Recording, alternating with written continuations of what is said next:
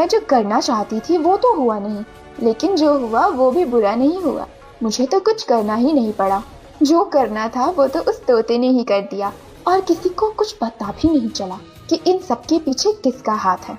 अब महाराज से सजा पाकर वो बदतमीज लड़की इस राज्य से निकाल दी जाएगी और मैं ही बनूंगी राजकुमार विक्रम की महारानी। राजकुमार विक्रम ने मुझे इतना कुछ सुना दिया, लेकिन उसने एक बात सही कही, अगर वो चले जाते हैं तो सारा राज्य मेरे हाथों में आ सकता है, लेकिन अगर राजकुमार ने महाराज से मेरी शिकायत कर दी तो मेरे ऊपर से सबका भरोसा उठ जाएगा। अब सच में मुझे कुछ ना कुछ करना ही होगा। क्या हुआ कुमार, तुम इस समय राज दरबार में? सब कुछ ठीक तो है? क्या आपको कोई परेशानी है? कुछ ठीक नहीं है बाबा, मैंने बहुत बड़ी गलती कर दी। वो लड़की कभी मेरी रानी बनने के लायक नहीं है, वो एक लालची है।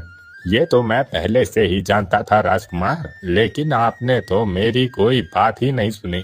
उस लड़की को तो देखकर ही पता चलता है कि वो एक झूठी और पाखंडी है।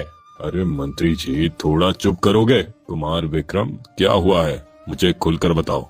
राजकुमार विक्रम सब कुछ महाराज से बताते हैं।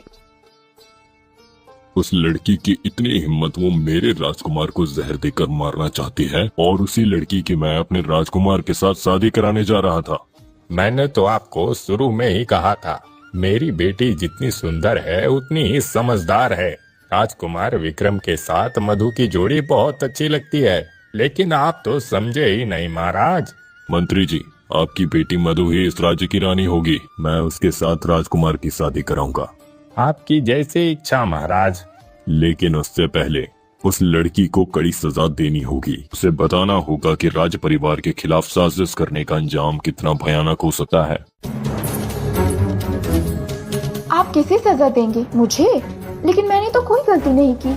जो गलत है क्या उसे छोड़ देंगे महाराज?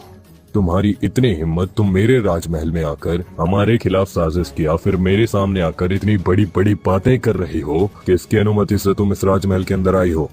महाराज, अगर एक साजिश करने वाला अपराधी और राजद्रोही वो अगर बिना इजाजत के राज दरबार में घुस सकता है तो मैं भी तो आ सकती हूँ। मोहिनी, तुम मुझे अपराधी बोल रही हो क्या? मैं साजिश करने वाला और राजद्रोही हूँ? ये सब क्या बोल रही हो तुम? तुम्हारा दिमाग खराब हो गया है क्या बेवकूफ लड़की? इसके सामने खड़ी होकर क्या बोल रही हो, ये भूल गई? तुम्हें इस गलती की सजा जरूर मिलेगी। मेरा दिमाग बिल्कुल ठीक है महाराज, लेकिन अभी मैं जो बोलूंगी वो सुनकर आपका दिमाग खराब हो जाएगा।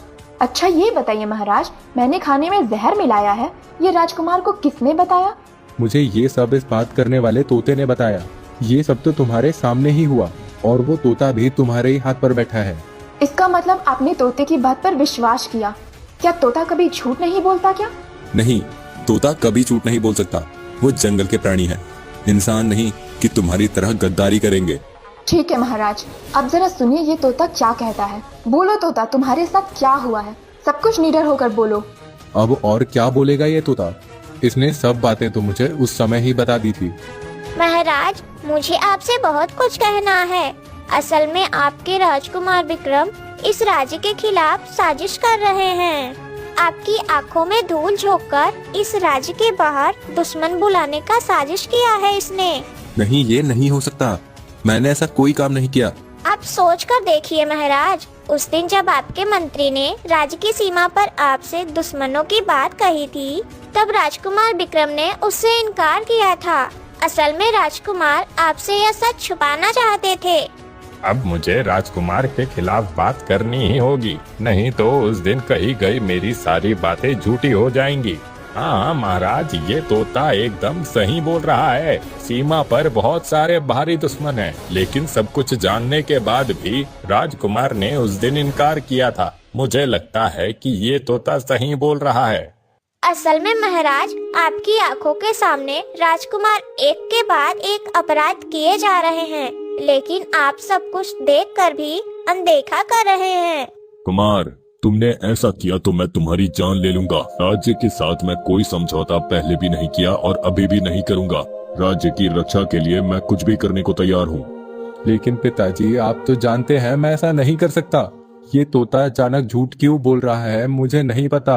वो तोता कोई झूठ नहीं बोल रहा। क्यों?